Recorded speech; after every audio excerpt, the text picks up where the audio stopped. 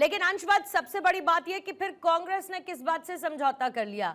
अब इधर आप देखिए संजय राउत का बयान आ गया कि नतीजे तो कल ही तय हो गए थे। इससे पहले भी जब महाराष्ट्र के विधानसभा चुनाव हुए थे तो फिर आप लोगों ने ईवीएम का रोना गाना किया था, फिर उसके बाद एसआईआर की प्रक्रिया शुरू हुई, मामला पूरी तरीके से नेशनल बना, आपको उसमें भी समस्या थी। अगर वोटर लिस्ट भी ठीक की जा रही है तो भी समस्या, नहीं की जा रही थी तो भी समस्या। तो ये कहने का मौका इनको मिलता है कि आप लोग हार के एक्सक्यूजेस पहले से ढूंढ के रख लेते हैं। इसी के साथ कॉम्प्रोमाइज कर लिया है क्या कांग्रेस ने?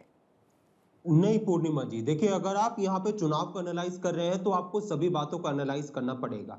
आज बीजेपी ने जो ये पूरा जो चुनाव लड़ा है तो वो पूरा का पूरा जो है धनबल के आधार पे लड़ा है, चुनाव आयोग के साथ सांठगांठ करके लड़ा है।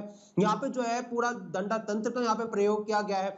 हमने ये आप कई चैनलों ने दिखाया कि कैसे जो है चुनाव के समय पे पैसे बांटे जा रहे हैं, तमाम चीजें जो है बांटी जा रही है, और उसमें जो है बीजेपी के लोगों का, उनके प्रत्याशियों का कैसे जो है उसमें कनेक्शन निकल के आ रहे हैं, वो सब चीजों ने देखा है। और इस बीच में चुनाव आयोग चुप्पी साध के बैठ जाता है तो ये दिखता है। हमें ये तब भी दिखता है जब यहाँ पे 68 सीटों को जो है बीजेपी को सौंप दिया जाता है, उनके अलायंस को सौंप दिया जाता है, और वहां पे निर्विरोध जो है जीत जो है बीजेपी के अलायंस के लोग जो है जीत जाते हैं। तो ये लोग बागों ने देखा है, ये लोग बागों ने देखा है कि कैसे जो है आप चुनाव के समय पे लाडली बहन योजना की जो आप घोषणा कर देते हैं कि उसकी किस्त जारी होगी। आप यहाँ पे जो है लोग बागों ने देखा है कि आप चुनाव को हाईजैक करने के लिए कैसे जो है यहाँ पे वोटर लिस्ट पे, अभी यहाँ पे बात हो रही थी कि सोशल मीडिया का जमाना है, यहाँ पे प्रचार बहुत अच्छी तेजी से यहाँ पे चलता है, लेकिन लोगों ने क्या ये भी देखा है कि कल पूरे दिन पे ये वीडियो चलती रही है कि कैसे जो है क्यों अगर किसी का वेबसाइट पर दिख रहा है कि इसका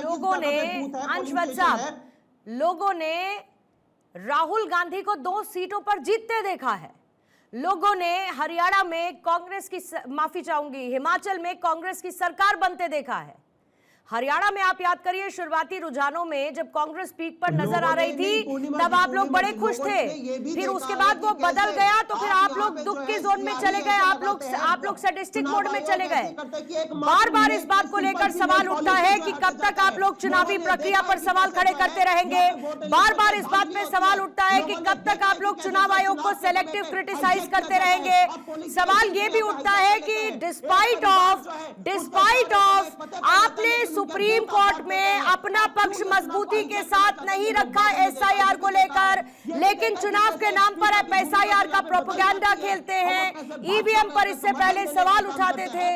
तो लोगों ने ये सब कुछ भी देखा है जो लोगों को कंफ्यूज करती है। समीर साहब, लोगों ने ये भी देखा है कि कहां पर कंफ्यूजन है। फिर उसके बाद नवीन जी आपके पास आती हूँ। देखिए कंफ्यूजन इनके शीर्ष नेतृत्व में हो, चाहे वो राहुल गांधी हो चाहे उद्धव ठाकरे हो, क्योंकि वो परिवारवादी पार्टी है, उनमें मेरिट की कोई जगह नहीं है, मेहनती कार्यकर्ता को ऊपर नहीं जाते, जो इनके कोठरी में बैठते सिर्फ उनको ऊपर लेके जाते हैं। विचारधारा नहीं है, एजेंडा नहीं है, ट्रैक रिकॉर्ड नहीं है, कोई विजन नहीं है। तो देखिए आप ये चुनाव के मुद्दे पे क्यों नहीं लड़ सकते? आप नहीं जो चुनाव है विकास के नाम पे क्यों नहीं लड़ सकते? डबल इंजन की सरकार होने के बाद भी आपको ये चुनाव के हिंदू मुसलमान करना पड़ता है, ये आपकी सच्चाई है। आप इस चुनाव को क्यों नहीं लड़ सकते? ईमानदारी पे लड़िए। डबल इंजन की सरकार है, आपने गिना सकता है, काम नहीं गिना सकता आपने जो काम किया हो, ये सच्चाई है।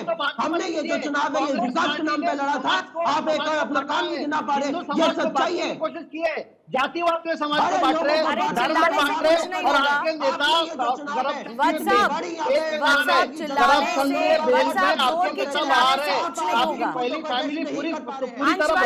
चिल्लाने से कांग्रेस का कोई उद्धार नहीं होगा। टैली में ऊपर 11 वार्ड में अभी आप लीड दिखा रहे हैं रुझानों में, चिल्लाने से नहीं होगा। पूर्णिमा जी, चिल्लाने से, समीर साहब चिल्लाने से नहीं होगा। बात यह है कि चुनावों में आप लोग अपनी जीत को कैसे दर्ज कर पाते हैं, तय उससे होगा। राज्यों में आप अपनी जीत को कहां दर्ज कर पा रहे हैं, कहां हार रहे हैं, तय उससे होगा। देखिए इनका रोना धोना अभी चालू हो गया है, ईवीएम का रोना धोना चालू हो गया है, चुनाव आयोग का रोना धोना चालू हो गया, पैसे का रोना धोना चालू हो गया।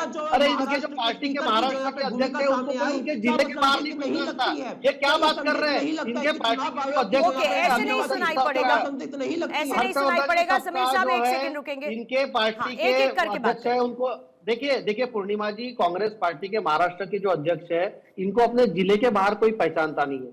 तो आप बताइए कि ये कांग्रेस को लीड कर रहे हैं, कार्यकर्ताओं पे किसी का ध्यान नहीं है, कोई विजन नहीं है, कोई लीडरशिप नहीं है, गुटबाजी है, और एक एक सूत्र में कहीं इनका कोई प्रचार नहीं है। आप मुझे बताइए, देवेंद्र जी की 10-10 सभा दिन में होती थी, कांग्रेस पार्टी का एक तो भी सभा होती थी दिन में? ये अपने घर में बैठे, क्योंकि उनको पता है ये चुनाव हार चुके हैं, जनता ने पूरी तरीके से इनको रिजेक्ट किया है। तो आई एम श्योर इससे आपको ये आपको कोई दुख की वजह तो नहीं देता होगा समीर बाकरे साहब।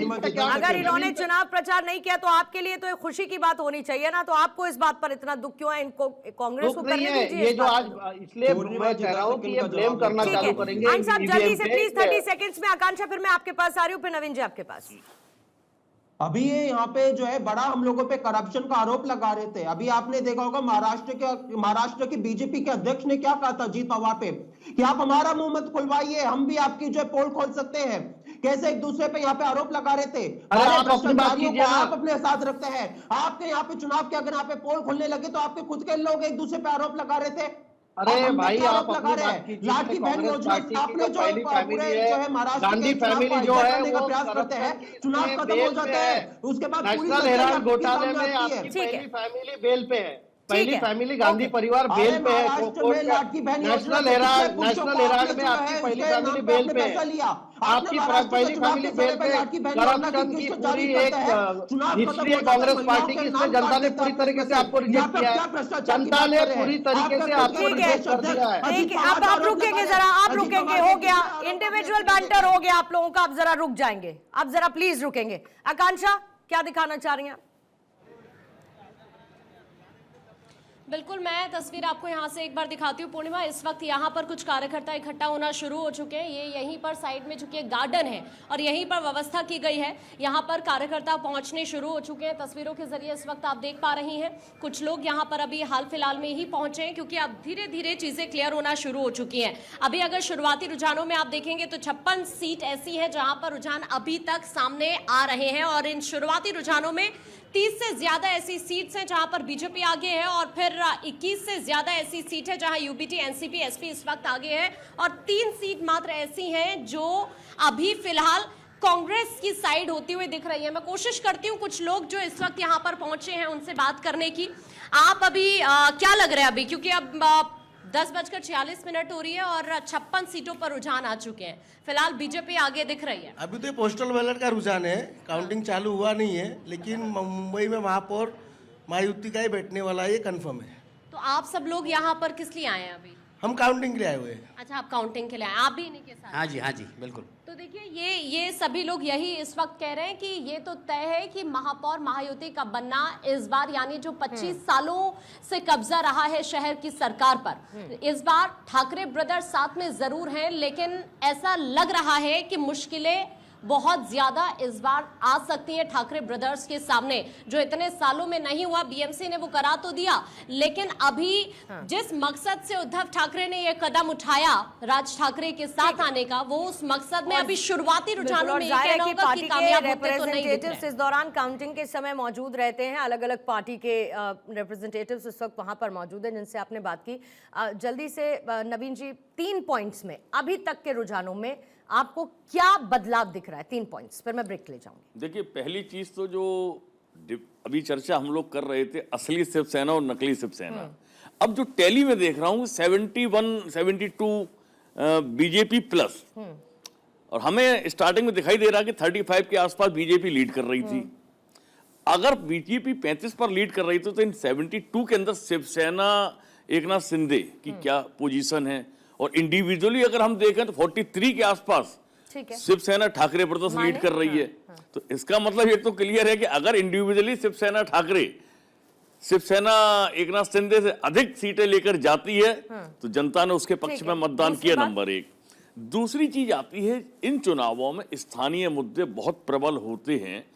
निश्चित तौर पर वहां जिस तरीके से वाटर लॉगिंग की समस्या है, ड्रेनेज सिस्टम को लेकर प्रॉब्लम है, ट्रैफिक का इश्यू है, ये सारे बड़े इश्यूज हैं, और इनको लेकर जनता अपने हिसाब से अपने अपने पसंद के पार्षद चुनती है। तो बहुत बड़ी भूमिका जो होती है स्थानीय पार्षदों की होती है कि प्रत्याशी किस तरीके। उसके बाद कहीं आपकी आती है कि भाई राज्य में आपकी सरकार है, केंद्र में आपकी सरकार है, बावजूद इसके एक नेगेटिव फैक्टर भी हो जाता है कि भाई आप वहां सरकार चला रहे हैं, बावजूद इसके अगर आप। तीसरे पॉइंट के लिए मैं आपके पास आऊंगी, एक ब्रेक के लिए यहाँ पर रुकना है, लेकिन देखिए जबरदस्त प्रदर्शन अभी बीजेपी का देखने को मिल रहा है। 136 अभी वार्ड्स पर रुझान आ चुके हैं, 75 पर बीजेपी प्लस इस वक्त दिख रही है और अकेले 50 सीटों पर लीड कर रही है अब। और टोटल बीजेपी गठबंधन 71 से ज्यादा वार्ड्स पर लीड कर रहा है। उद्धव ठाकरे गुट 43 सीटों पर इस वक्त आगे है और बीजेपी गठबंधन 32 वार्ड में आगे है। कांग्रेस 11 सीटों पर इस वक्त आगे चल रही है। अभी तक के ये रुझान, पोस्टल बैलेट की काउंटिंग इस वक्त जारी है और बीजेपी गठबंधन और विपक्ष में कांटे की टक्कर